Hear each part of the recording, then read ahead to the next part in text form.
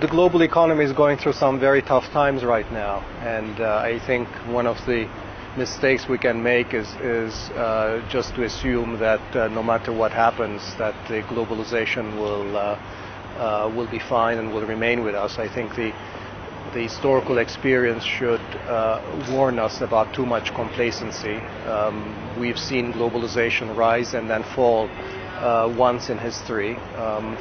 I think for those reasons we have to understand that a healthy global economy is something that needs to be nurtured.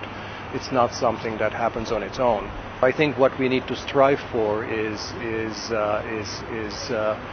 better balance between the scope of global markets and the ability of governments to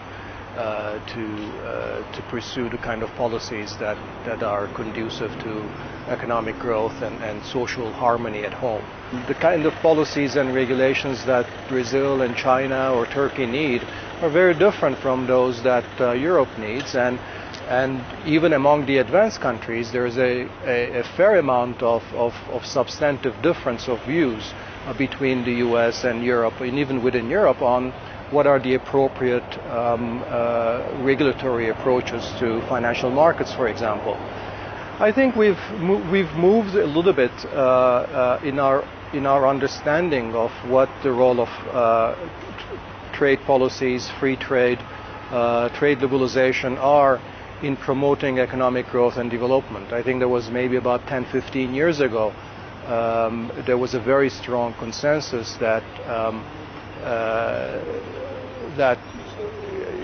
basically that the best way that countries could develop was simply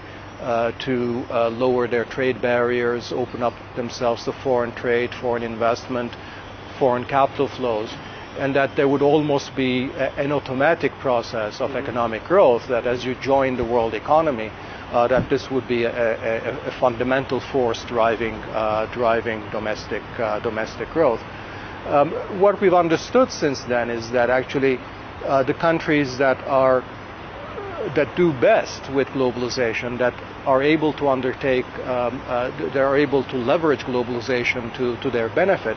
are the ones that actually follow a mixed strategy of not entirely opening themselves up completely to the world economy, while they push their firms to compete on the world economy at the same time.